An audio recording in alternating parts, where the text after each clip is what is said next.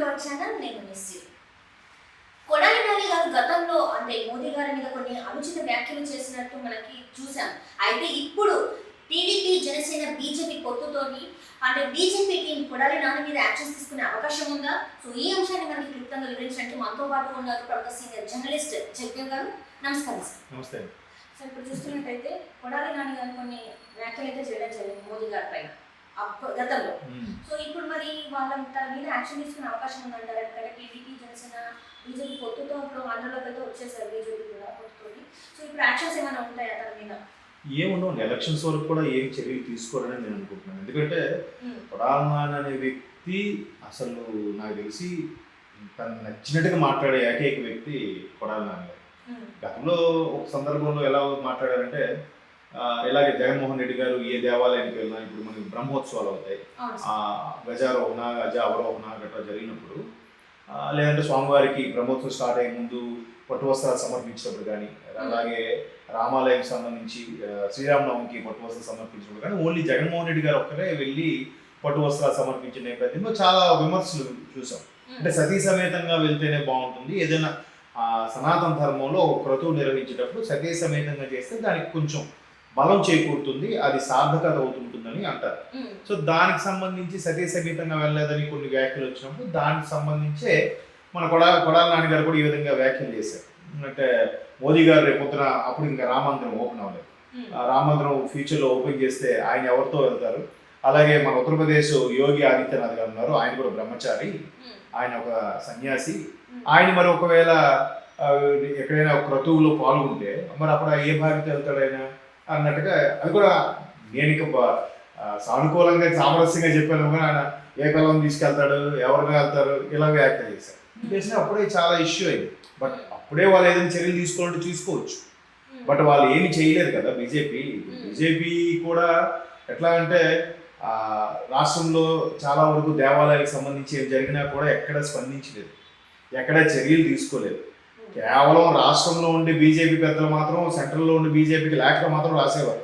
ఇక్కడ ఇలా జరుగుతుంది, ఇక్కడ ఇలా జరుగుతుంది, అక్కడ స్కామ్ జరుగుతుంది, లిక్కర్ స్కాము, ఇసుక ర్యాంపులు జరుగుతున్నాయని బీజేపీ తలుచుకుంటే చేయలేదా? కేవలం వాళ్ళు కూడా కొన్ని సందర్భాల్లో రాజకీయ ప్రయోజనాలకు మాత్రమే చర్యలు తీసుకున్నట్టుగా అనిపిస్తుంది. మొన్న తెలంగాణ ఎన్నికల నేపథ్యంలో కూడా కవిత గారికి అరెస్ట్ చేస్తారు కానీ చేయలేదు, కేవలం పొత్తులో భాగంగానే వీళ్ళు చేయలేదు అని కూడా కొన్ని వార్తలు వినిపించారు. దాని మీద కేటీఆర్ గారు కూడా చాలాసార్లు స్పందించారు.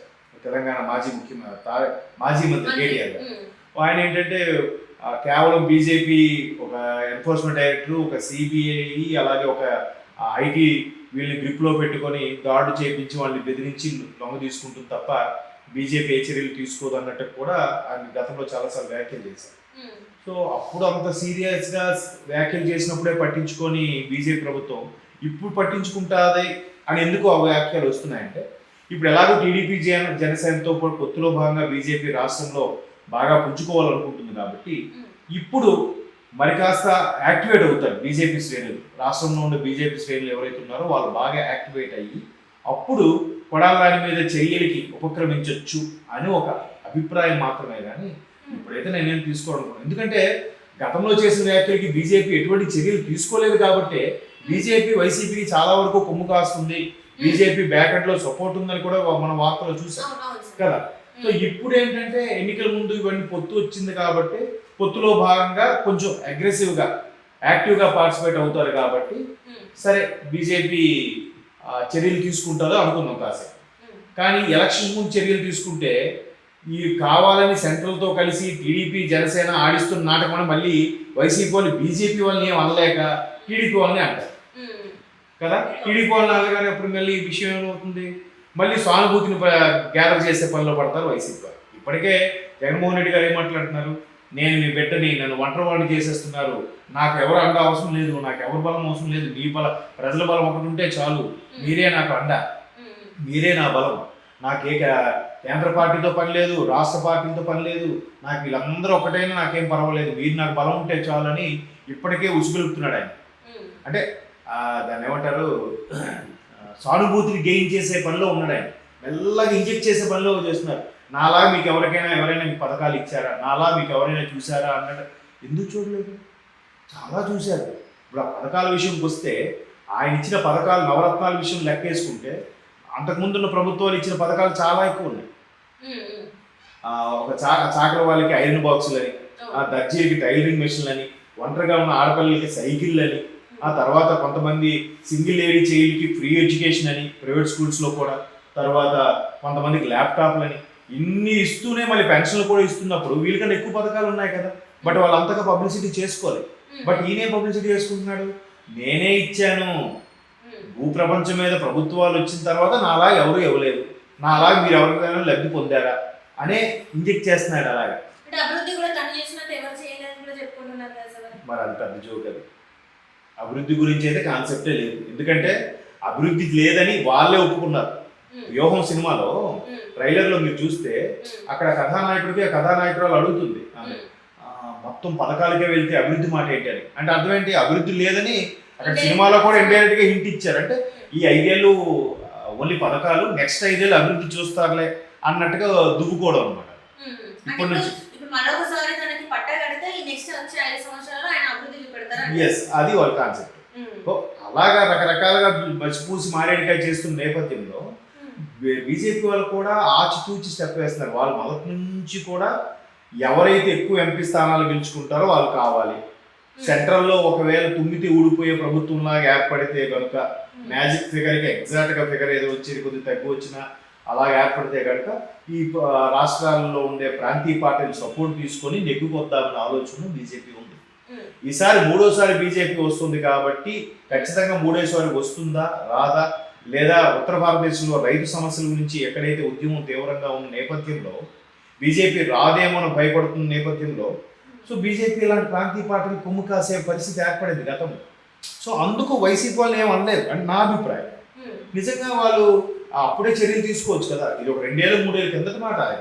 తర్వాత ఒక సభలో కూడా ఒకవేళ మోదీతో జత కలిసినా 100 మంది మోదీలు వచ్చినా 1000 మంది మోదీలు వచ్చినా జగనన్న కూడా పేకలేరు అన్నట్టు కూడా మాట్లాడిన సందర్భాలు ఉన్నాయి. మనం సోషల్ మీడియాలో చూసాం. మరి ఎంతవరకు వాస్తవం అని తెలియదు. అంటే ఇండైరెక్ట్ గా ఆ సందర్భం వచ్చినట్టుగానే మాట్లాడారు. వీళ్ళకి ఏంటంటే ఫస్ట్ థింగ్, రాష్ట్ర నాయకులు అంటే వాల్యూ లేదు. సన్నాసి, యాదవ, 420 ఎంగిలాపులు ఏరుకునేవారు, రకరకాల నోటికి ఏదుస్తుంది మాట్లాడారు. బట్ నేషనల్లో వాళ్ళ గవర్నమెంట్ ఉంది, ఏమైనా అంటే సెంట్రల్ గవర్నమెంట్ నుంచి ఏమైనా తాట తీస్తారని భయంకో దేనికో వాళ్ళని అంత త్వరగా ఏం అనట్లేదు. నిన్న కూడా వైసీపీ శ్రేణుల నుంచి ఉన్న సమాచారం ఏంటంటే జగన్మోహన్ రెడ్డి గారు చెప్పారు, బాబు మీరు జనసేన టీడీపీ కార్యకర్తల్ని, జనసేన టీడీపీ అధ్యక్షుల్ని మీరు నోటుకొచ్చినట్టు మాట్లాడండి పర్వాలేదు, బట్ బీజేపీ పెద్దలు మోడీ గారిని ఎస్పెషల్లీ అమిత్ షా గారిని మాత్రం ఏమనద్దు, జాగ్రత్తగా ఆచితూచి మాట్లాడండి అన్నట్టు కూడా ఇంటిచ్చారు.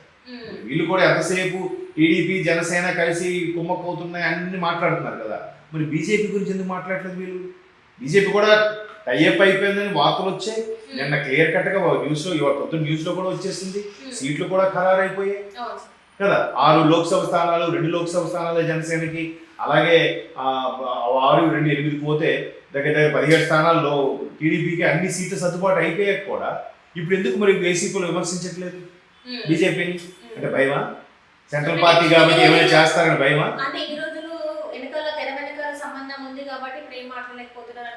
మేబీ అలా కూడా అవ్వచ్చు.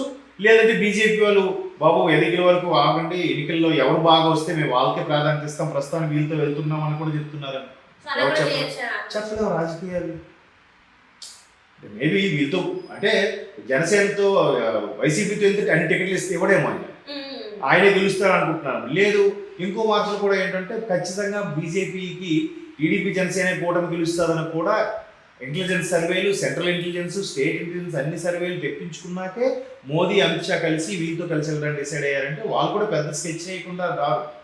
వాళ్ళ వ్యూహాలు డిఫరెంట్గా ఉంటాయి. బీజేపీ వ్యూహాలు ఎవరికి అంతు చెక్కువ కూడా. వాళ్ళు అంత పకడ్బందీగా టీడీపీ జనసేనతో వస్తున్నారంటే ఖచ్చితంగా బ్రహ్మాండమైన వ్యూహాలు ఉంటాయి. అది టీడీపీ ప్లస్ అవుతుంది. బట్ ఇప్పుడు అందుకే వీళ్ళు ఏం మాట్లాడలేకపోతున్నారు కూడా. కొడాలి నాని లాంటి వ్యక్తికి ఇప్పుడేం చర్యలు తీసుకోరు. ఎలక్షన్స్ తర్వాత మేబీ చూపిస్తే